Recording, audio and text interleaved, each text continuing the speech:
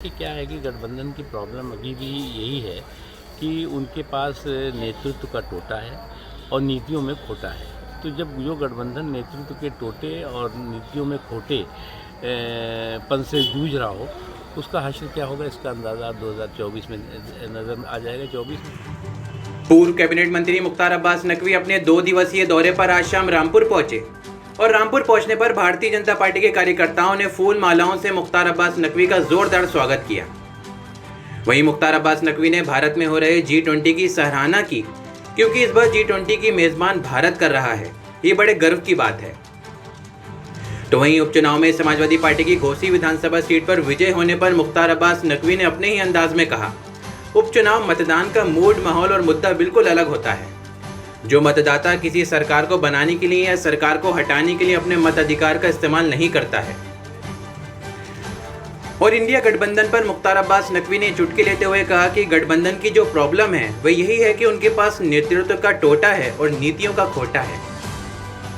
हमारे देश के लिए गर्व का विषय है। G20 हो रहा है और पहली बार भारत में G20 भारत की अध्यक्षता कर रहा है और विश्व के सभी ताकतवर नेता और देश इसमें जो है वो भाग ले रहे हैं और निश्चित तौर से तमाम महत्वपूर्ण जो चर्चा होगी, उसमें फैसले होंगे और बहुत ही भारतवासी बहुत ही इससे खुश हैं। सपा ने जीत जो हासिल किया, क्या देखिए, जो उपचुनाव होता है, उपचुनाव के मुद्दे, मूड और माहौल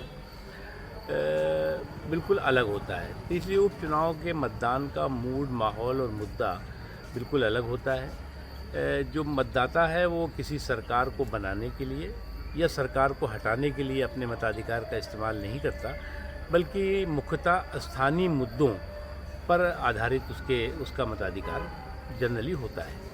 जहाँ तक सवाल है इस तरह के चुनाव में, कुछ लोग फ़ौरन कहते हैं साहब ये तो मोदी जी के, योगी साहब के लिए जो है वो के ख़िलाफ़ जो है वो जनमत संग्रह है। तो भैया, इस देश में हर महीने कहीं ना कहीं चुनाव होता रहता है और चुनाव में कोई हारता है, कोई जीतता है। इस तरह के उपचुनाव में तो वो जनमत संग्रह नहीं होता। हम कई जगह पे जीते हैं इसमें और कई जगह पर जो रिज़ल्ट आएंगे उस जनादेश का सब सम्मान करते हैं। और इसीलिए बार बार कहा गया, हमारे देश में तो हर महीने चुनाव होता है, कहीं ना कहीं हो ही रहा होता है। इसलिए एक देश एक चुनाव की दिशा में देश को आगे बढ़ना चाहिए। तो नकवी जी 2024 में क्या असर पड़ेगा इससे कुछ?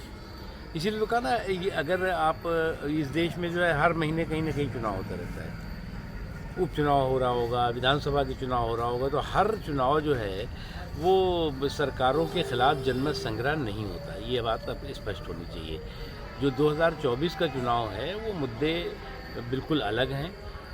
2024 के चुनाव में जनता नरेंद्र मोदी जी को दोबारा देश का प्रधानमंत्री बनाने के लिए अपने मताधिकार का इस्तेमाल करने जा रही है और वो निश्चित तौर से दोबारा सरकार बनेगी मोदी जी के नेतृत्व। गठबंधन की लगातार एक के बाद एक मीटिंग हो रही है, लोग सब जुड़ने की बात कर रहे हैं। मीटिंग करने दीजिए। देखिए, क्या है कि गठबंधन की प्रॉब्लम अभी भी यही है कि उनके पास नेतृत्व का टोटा है और नीतियों में खोटा है। तो जब जो गठबंधन नेतृत्व के टोटे और नीतियों में खोटे पन से जूझ रहा हो, उसका हश्र क्या होगा, इसका अंदाज़ा 2024 में नज़र आ जाएगा। 24 में भी जो चारों खाने चित होंगे।